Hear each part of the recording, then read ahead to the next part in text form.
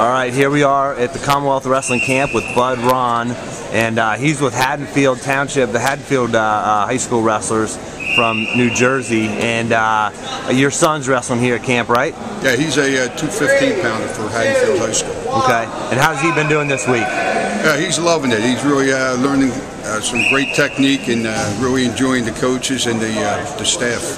Yeah, good. Well, so last week at our camp, at our team intensive camp, we had a we wrapped the camp up with something called a Navy SEAL challenge, and then this week at camp we got a real Navy SEAL live in the flesh right here. So you were a Navy SEAL, and you and I talked a little bit this week about sort of the mentality that goes into being a Navy SEAL and how that relates to wrestling. Tell me a little bit about your experience as a Navy SEAL and how you think that relates to wrestling. Well, the correlation between the wrestling and the getting through BUDS training, which is your basic underwater demolition SEAL team training, which is prior to becoming a SEAL.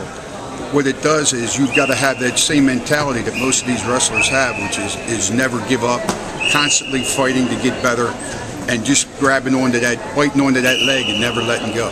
Yeah, and they did some research, you were telling me, because they're trying to find the right people to recruit to become a SEAL. And what did they find out? Who are the right people?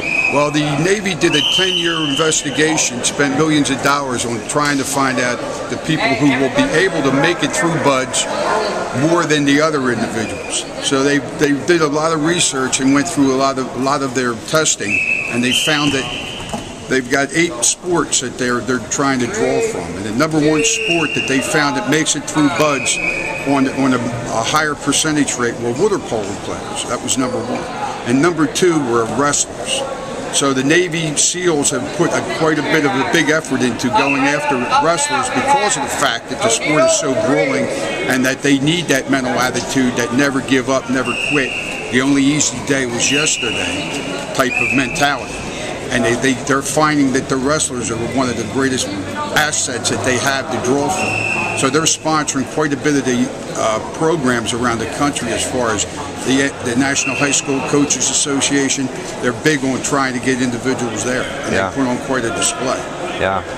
So if I could, I want to get one story out of you. I don't know how much you can let out of the bag, but one good story. Tell us one interesting story about being a Navy SEAL, and I'll give change you one the names and locations as necessary. Well, I'll give you a story about going through training because they're the most fun.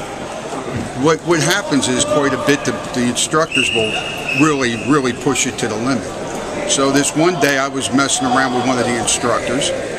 We had a 2-mile swim we had to do. Well, when you do the swim, you have to run down the beach to a certain point, and then you swim back toward the compound in San Diego, in Coronado.